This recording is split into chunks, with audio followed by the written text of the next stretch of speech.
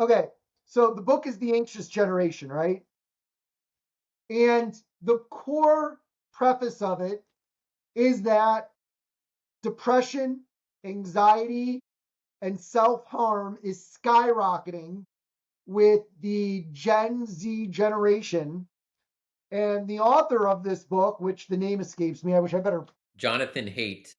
Jonathan Haidt, who has written, in fact, I had read and had a couple of his books on happiness and habits that I didn't realize was him, that directly correlates using scientific theory and data to peg this mental health epidemic on, and this is the conversation I was having with Krista today at lunch, not necessarily on technology, but on technology that enables children or adolescents to access an unfiltered web and primarily social media platforms.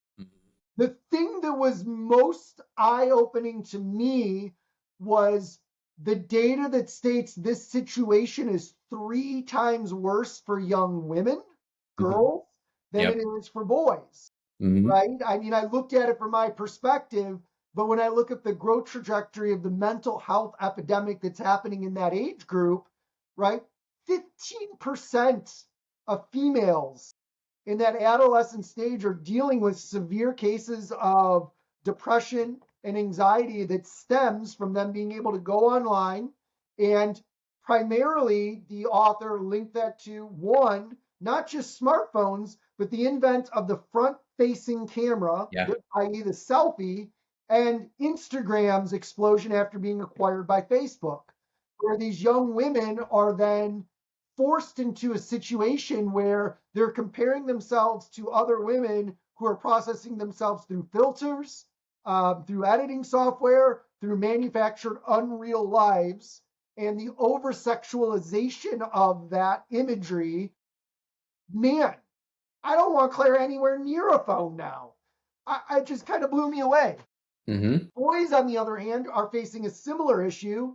And when I say it's not as bad, I don't mean that it's not an epidemic for them. And it's actually, I think for women, it was up like 171%. For boys, it was up like 153%. So it's hockey stick skyrocketing for both sexes. But for boys in those age groups, it's online gaming, it's gambling. I can't believe that 12-year-olds are getting access to gamble online, and it is pornography and just the unlimited, unfiltered world that they're being thrown into. Also loved how the author did, it's not necessarily a, a there's a correlation causation with unparented outside play or socialization, Yeah. right? Starting in the 90s, parents started to become way overprotective of their kids, right? They want to be watching them at all times. They want to be knowing what they're doing at all times. They want to know who they're with at all times.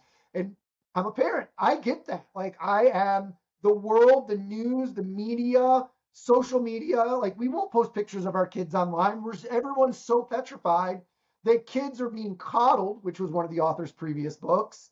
And they're being coddled so much then that they're being forced into these online unrealistic worlds where we think they're safer, but it's actually making things worse. Yep. This confoundment of bad decisions that are destroying generations of our youth. Richard, why didn't you tell me not to read this book?